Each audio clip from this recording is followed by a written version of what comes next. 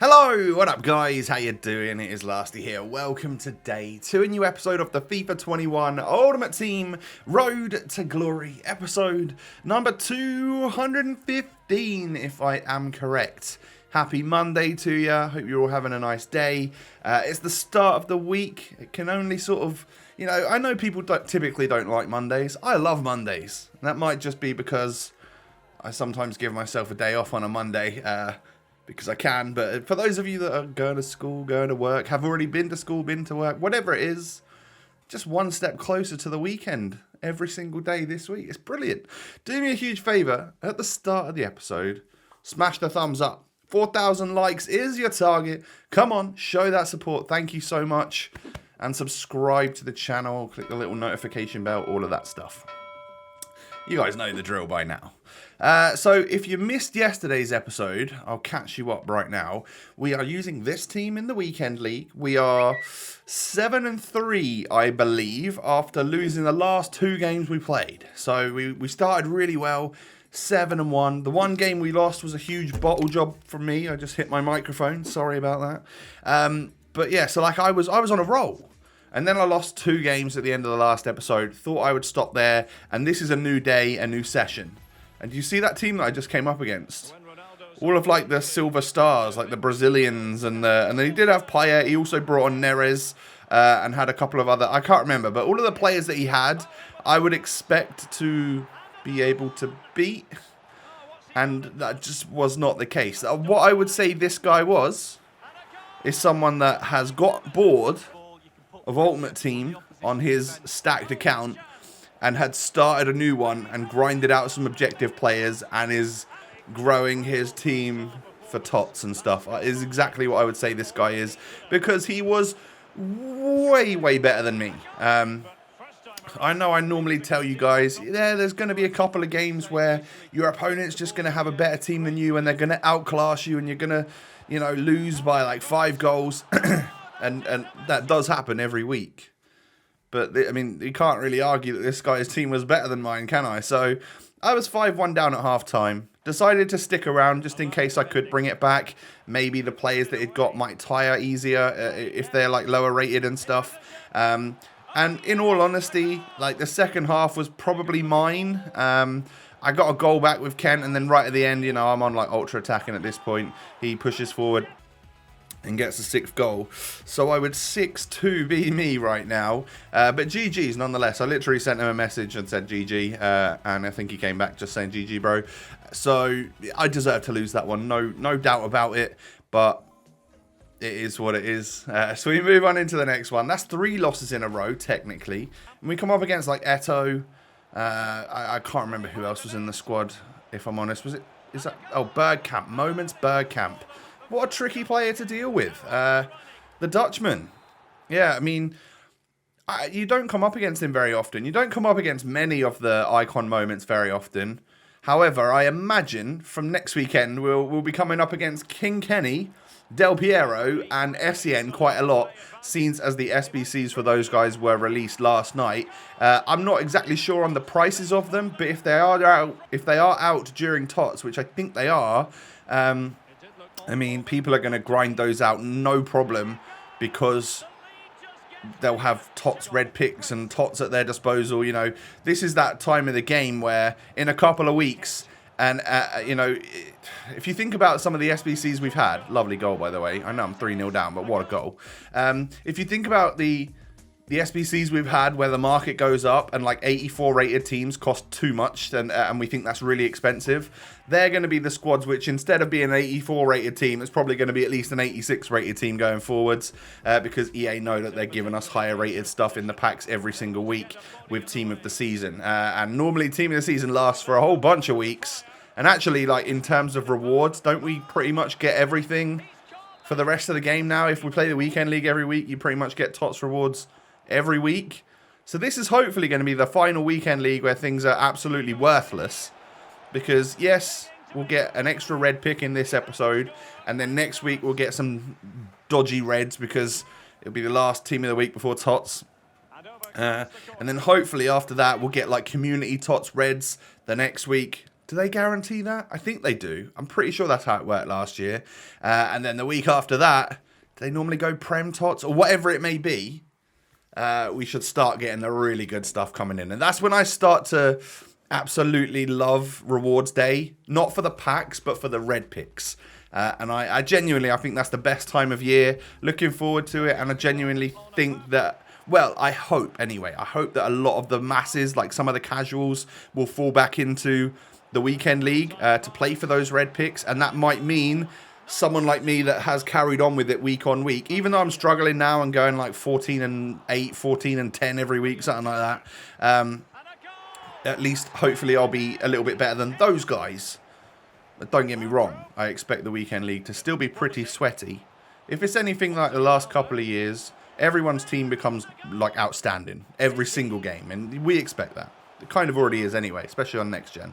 But what it does do is it tries to force you to play to the next rank, right? So like us Gold 3 players, I think in previous years, if you wanted to like guarantee a player in each of your red picks from the main league TOTS, then you had to get 17 wins, right?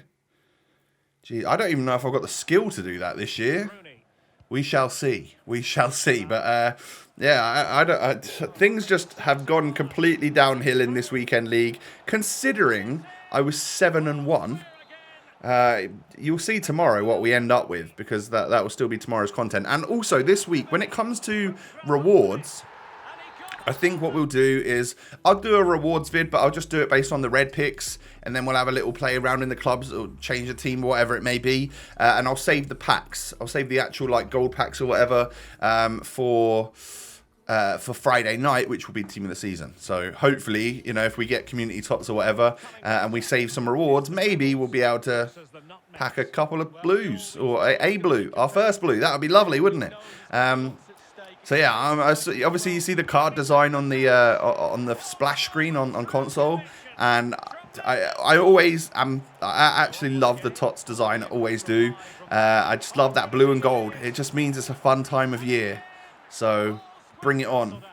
And I said this on Twitter as well, that yes, my luck in icon packs is trash. We all know that now from this year's icon SBCs.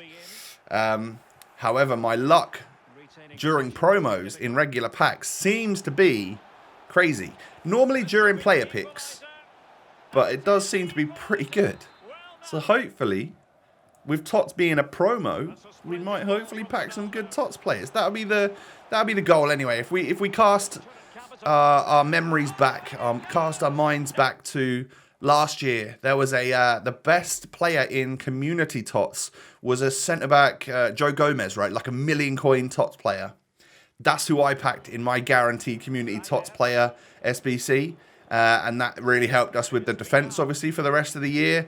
And so on and so forth. So let's hope that happens again. I know I've just been talking about TOTS the whole time. I mean, it's weekend league gameplay. You've seen it all before. If you are sat here listening, you know, you can get excited with me for the times that we've got coming on the series. So I end up getting a 4-3 victory against that guy. It was a tough old game. Let's face it, every game has been a tough old game since we became 7-1. Even the games that we got those wins in to go 7-1 were pretty difficult, most of them. So, you know, I seem to remember this one. I think I get like a 4-1 rage quit in this game, and I absolutely didn't deserve it. So he makes a mistake there. I capitalise, score with Neres on the right foot, because at this moment in time, I thought Neres was right-footed. It was only when I looked at his player bio after I'd finished the weekend league that I realised, oh wait, he's actually left-footed. I mean, this guy scores on his right foot as well, so I reckon he thinks the exact same thing. So it's not just me. Why did I think Neres was right-footed? I just don't know. Anyway, he does get the equaliser, and he was tormenting my defenders with that Saka card, the Future Stars. wow, I mean, what a player. I don't often come up against him because I think he's very expensive. But I would assume that this guy got him as a first owner or something. And I was getting bossed, but I managed to score a second goal, go 2-1 up. And then I just whipped like a Hail Mary cross into the box with Ryan Kent because I'd already decided to take off Laudrup. Because in all honesty, yeah, he's kind of trash. You'll notice that in these games that there isn't much more Laudrup featuring or Poyol, in all honesty, because they get brought off straight away. Hit him on the counter again. I guess he was playing a high depth. And at 4-1 after 40 minutes, he decided to quit. And I was like, wow. I didn't expect that at all. Considering how I played, like this guy was bossing it in terms of possession and actually creating chances in and around the box. Whether or not he pulled the trigger on the shot before I defended it is another thing. But, you know, he was actually doing all right. So I was very surprised to come away with a win. And that was what I thought was just going to be the last gameplay of the episode, right? Let's do something fun now. Let's get a pack. Let's get the... we just got a 10th win, so we can get onto the extra red player pick, which is probably, you know, the title of the video and whatnot. Because it is a Weekend League Plus again. And this is going to be the only extra one I go for, because I couldn't be bothered to play to 16, in all honesty. After the stressful games, it's just, I don't find it worth it. And I'm kind of glad that we decide that 14 is where we're going to stop, because this is what we get for our extra 10 wins. I'm going to take Kamada because I think Danny Aarons would be proud. Also, the other 81 rated player was Norwich, and I'm an Ipswich fan. However, congrats on your promotion. Really happy for you. Rare Gold Pack is up next. And this is where we can hopefully get like a really sick walkout. Okay, maybe we could just get boards. All right. We'll take an 85 rated board from Sweden. Striker from Milan. It's going to be an 83. So, yeah, I mean, we get a Zlatan. You never know when I'm going to use him in an SBC. I can't be putting 52 pace into my starting 11. Do you know what? If they bring out like a flashback Zlatan at some point, a flashback to one of his TOTS cards or something, then I'll want him, because, you know, I've got a load of Serie A players. We've gone down that route. So let me play up front with Ronaldo and Zlatan. That'd be heaven. I'd love that. Do it, please.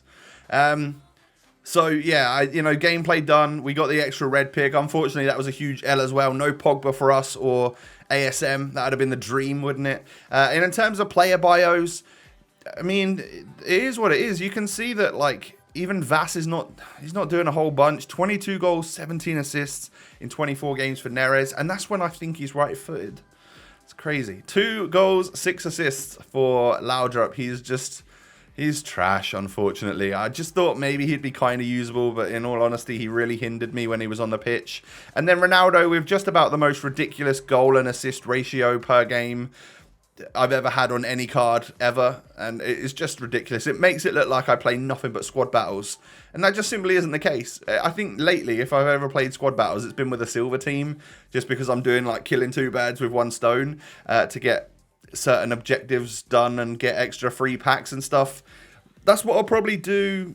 I'll check after the Weekend League, like after tomorrow's video. What I'll do is I'll go through the objectives, see if there's anything I should be working on or that I want to be working on to try and get some packs. We could even have a little go at draft again, but that would probably cost us coins because I don't think we've got any draft tokens.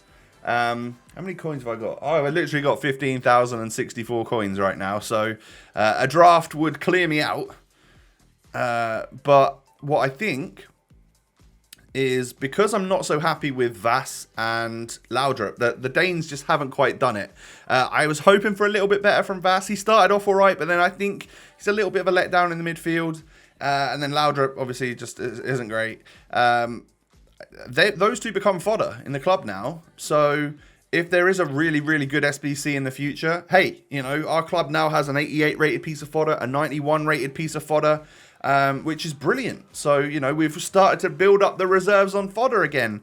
And I think what I'm probably going to do is make a change to the starting 11 in tomorrow's episode, because we started to really struggle here and we went from 7-1 to, let's face it, 10-6, I think it is. I think maybe some changes are in order. So that's what we'll probably do at the start of tomorrow's episode, and head on into the final few games to get up to 14 wins. I can assure you, though, it is not going to be the easiest of journeys. Find out tomorrow. But yeah, other than that, I mean, loving Vidal, loving David Neres, Ronaldo, obviously super OP. Actually really like Hermoso as a centre-back. I think him alongside Bender at the back is brilliant, but him alongside Puyol, it's just like Puyol's really not cutting it at this stage, which is sad because I thought he might last all the way through TOTS as well.